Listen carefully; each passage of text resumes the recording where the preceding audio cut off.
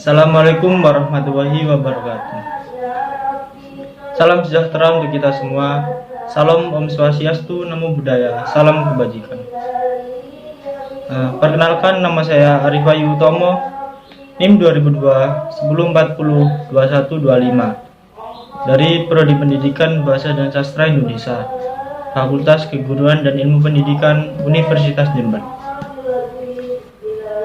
Saya ucapkan kepada yang terhormat kepada dosen pengampu mata kuliah Sejarah Sastra, yakni Pak Siswanto, yang telah memberikan saya banyak sekali pengetahuan baru, serta video ini saya tujukan untuk memenuhi tugas ujian akhir semester Sejarah Sastra.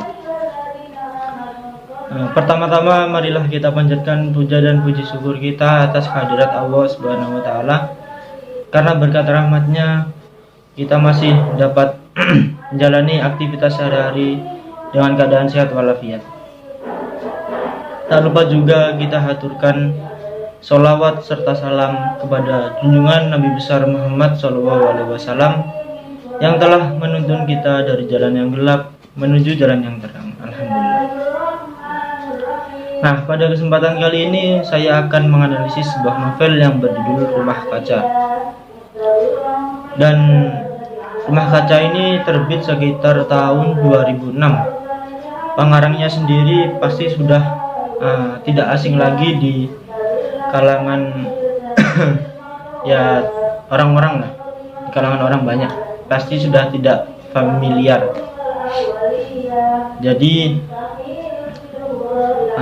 pengarangnya sendiri adalah Pramudia Anantatur. Buku ini sendiri diterbitkan oleh Pentera Dipantara dengan tebal 646 halaman. Nah, kira-kira bukunya seperti ini. Rumah Kaca, karya Pramudia Anantatur yang diterbitkan oleh Pentera Dipantara. Nah, saya mau membagikan sekilas info tentang biografi pengarangnya, yaitu adalah Pramudia Anantatur. Nah, jadi nama aslinya sebenarnya bukan Pramudia Anantatur, melainkan Pramudia Anantamastur. Beliau ini lahir di Blora, Jawa Tengah pada tanggal 6 Februari 1925 sebagai sulung dari 9 bersaudara.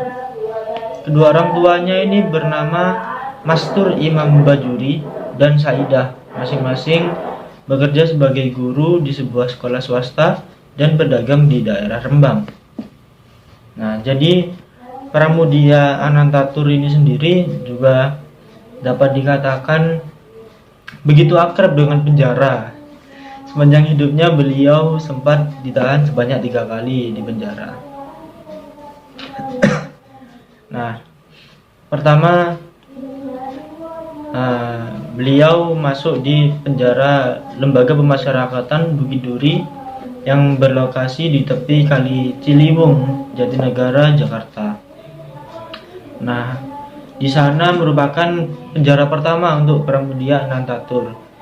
Beliau sendiri diamankan oleh Belanda pada tahun 1947 karena dianggap bagian dari Tentara Pejuang Indonesia. Nah, sekitar 2 tahun kemudian beliau ini dibebaskan, namun 11 tahun setelahnya dia kembali merasakan dinginnya tembok penjara akibat buku Hoa Kiau yang ditulisnya dianggap anti Tionghoa. Lalu beliau ini mendekam di rumah tahanan militer selama 2 bulan hingga akhirnya dipindahkan ke Lembaga Pemasyarakatan Cipinang pada tahun 1961 maksudnya. Setelah bebas, beliau ini kembali ke penjara, dipenjarakan kembali setelah 13 hari setelah insiden gerakan 30 September 1965. Pasalnya kala itu beliau ini berstatus sebagai redaktur surat kabar Bintang Timur yang dianggap dekat dengan paham komunis. Lalu beliau dipenjara selama hampir 10 tahun. Jadi begitu. Nah, pada pembahasan selanjutnya ini saya akan menjelaskan sedikit mengenai sinopsis dari novel Rumah Kaca ini. Nah, ini novelnya. Jadi tetralogi ini dibagi dalam format 4 buku. Yang pertama ada buku Bumi Manusia, yang kedua ini Anak Semua Bangsa, yang ketiga Jejak Langkah, dan yang terakhir ada novel ini Rumah Kaca. Nah, pembagian ini juga kita artikan sebagai pembelahan pergerakan yang hadir dalam beberapa periode. Dan roman keempat, yakni Rumah Kaca ini memperlihatkan usaha kolonial untuk memukul semua kegiatan kaum pergerakan dalam sebuah operasi pengarsipan yang rapi. Arsip adalah radar India yang ditaruh di mana-mana untuk merekam apapun yang digiatkan aktivis pergerakan itu. Jadi beliau ini atau Pramudia Anantatur ini dengan cerdas mengistilahkan politik arsip itu dengan sebagai kegiatan perumah kacaan. Novel besar berbahasa Indonesia ini yang sangat menguras energi pengarangnya untuk menampilkan embrio Indonesia dalam dagangan negeri kolonial, sebuah karya pasca kolonial paling bergengsi. Nah, pada pembahasan kali ini saya akan menganalisis sebuah novel Rumah Kaca ini karya Pramudia Anantatur dan dikaitkan dengan angkatan pengarang. Ya, seperti yang kita tahu, Pramudia Anantatur ini sendiri adalah sastrawan angkatan 45. Angkatan 45 itu sendiri terdiri dari beberapa tokoh terkenal juga. Yang misalnya ada Khairil Anwar, Asrul Sani, Usmar Ismail, dan masih banyak lagi. Selanjutnya kita akan membahas ciri-ciri angkatan 45. Ciri-ciri angkatan 45 itu yang pertama itu bentuknya bebas dan tidak terikat sebuah kaidah kebahasaan. Yang kedua ini temanya biasanya diangkat dari sebuah realitas dan kadang karya sastra yang dibuat itu terkesan natural gitu. Yang ketiga ini pengaruh sastra asing lebih luas daripada periode sebelumnya. Yang keempat, sastrawan angkatan 45 ini lebih menonjol, lebih dinamis dan lebih kritis, sehingga hal ini terkadang menyebabkan mereka individualisme. Yang kelima, biasanya mengandung sinisme dan sarkasme kepada para kolonial atau Belanda dan Jepang atau pemerintahan yang sewenang-wenang. Nah, itu tadi sekilas tentang ciri-ciri angkatan 45 itu sendiri. Nah, pada pembahasan ini sekarang saya akan menganalisis novelnya dengan mengaitkan dengan ciri-ciri dari angkatan 45 itu sendiri. Nah, yang pertama tadi kan bentuknya bebas dan tidak terikat kaidah kebahasaan. Bukti dalam novelnya seperti ini.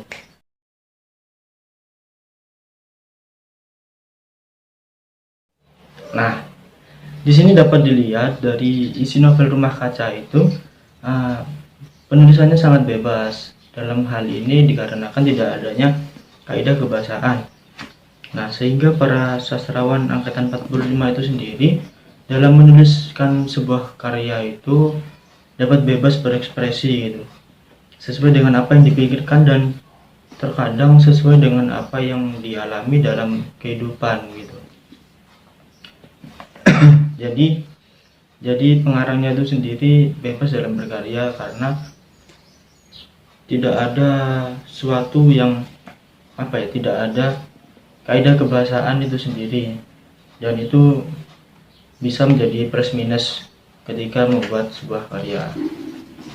Nah, yang kedua adalah temanya diangkat dari realitas sehingga terkesan natural dan menghilangkan menghilangkan kesan romantik gitu. Nah, contohnya seperti ini.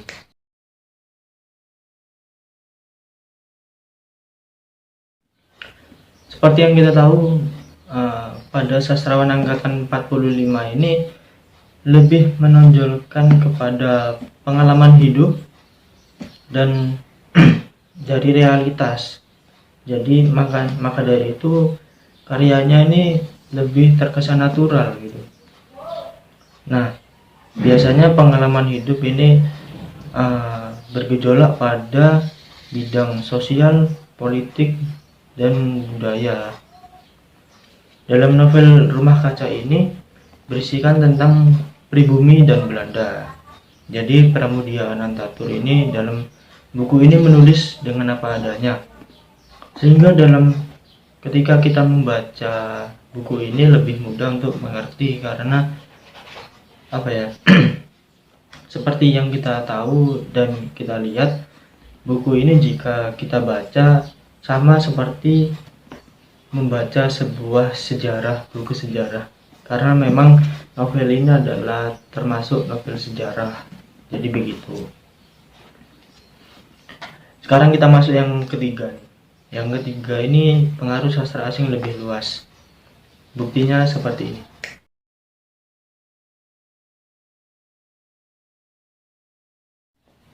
Nah, itu adalah bukti bahwa bahasa asing ini juga mempengaruhi sastrawan pada angkatan 45. Kenapa begitu? Dan karena pada saat itu, pada 1945, meskipun Indonesia ini sudah merdeka, tetapi masih terdapat beberapa para kolonial di sana, di dalam sebuah negara Indonesia tersebut. Nah, oleh karena itu para sastrawan ini juga pastinya juga berkomunikasi dengan para kolonial tersebut, dan hal itu secara tidak langsung juga akan membuat para sastrawan pada angkatan 45 ini juga belajar tentang bahasa asing. Nah, jadi oleh karena itu terdapat pula pada buku novel Rumah Kaca ini terdapat bahasa Belanda, karena di dalamnya juga diceritakan tentang pribumi dan Belanda. Jadi begitu. Kita masuk yang keempat. Yang keempat ini adalah sastrawan angkatan 45 ini lebih menonjol dinamis, kritis, dan biasanya lebih individualisme. Buktinya seperti ini.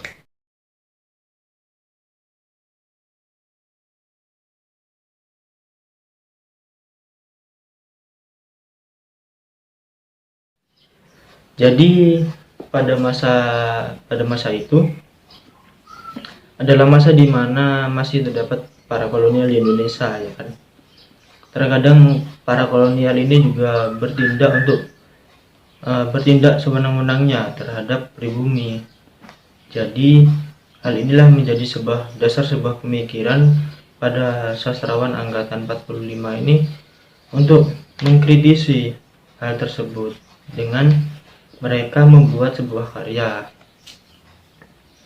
Dan biasanya di dalamnya juga terdapat banyak sekali kritik-kritik mengenai sebuah kebijakan yang dibuat oleh pemerintah yang sewenang-wenang gitu. Di dalamnya juga dibahas oleh para sastrawan tersebut. Dan individualisme di sini bukan berarti mereka bersikap individual mementingkan diri sendiri, tetapi individual di sini menurut ATU, sifat individualisme di sini dipengaruhi oleh situasi politik pada masa itu, sehingga penyair kala itu sangat leluasa menyatakan eksistensinya sebagai manusia yang bebas. Jadi sastrawan ini ingin kebebasan, intinya adalah kebebasan gitu. Faktor lain yang paling mungkin menyebabkan sajak angkatan 45 itu ini terkesan sangat menonjolkan individualisme adalah semangat zaman yang berbeda dari masa sebelumnya gitu. Jadi kan masa ini lebih kepada masa nasionalisme, karena pada saat itu Indonesia sedang merdeka, sudah melakukan proklamasi kemerdekaan 1945. Dan yang terakhir adalah biasanya buku karya angkatan 45 itu mengandung sinisme dan sarkasme terhadap Belanda, Jepang maupun pemerintahan yang sewenang-wenang. Dan buktinya seperti ini.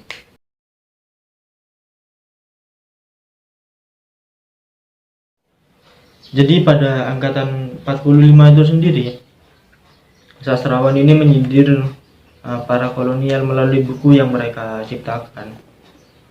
Pada buku Rumah Kaca ini juga terdapat hal tersebut, dan dimana kebijakan yang dibuat oleh pemerintah itu dirasa kurang adil. Maka dari itu para sastrawan ini menyindir dari sebuah buku yang mereka ciptakan. Dan dari kebijakan yang dirasa kurang adil tersebut, hal itu menimbulkan rasa ketidaksukaan para sastrawan terhadap para kolonial maupun pemerintah yang sewenang-wenang tersebut gitu. Nah, jadi kesimpulannya dari video ini adalah roman tetralogi buku ini mengambil latar kebangunan dan cikal bakal nasional bersama Indonesia di awal abad ke-20. Jadi dengan membacanya, waktu kita ini berasa dikembalikan sedemikian rupa dan hidup di era membibitnya pergerakan nasional mula-mula. Nah, pada novel ini berbeda dari para pendahulunya seperti Bumi Manusia, Anak Semua Bangsa, dan Jejak Langkah. Sudut pandangnya berganti dari Minke menjadi Pangemanan, menjadikan seluruh cerita terasa berubah, walaupun tetap ada kejadian yang sama. Cerita yang tak terkuak pada novel sebelumnya, nah itu dapat diungkapkan di sini. Semuanya pelan-pelan saling berhubungan, menjalin suatu cerita dengan akhir penyesalan bagi Pangemanan, penyesalan bagi hidupnya, di mana ia ini memilih jalan yang salah. Hati nuraninya dijahatinya. Konsekuensinya ya dari pilihan salahnya itu menjadikan sesak dalam hatinya. Nah, sekian dari saya. Terima kasih. Wassalamualaikum warahmatullahi wabarakatuh.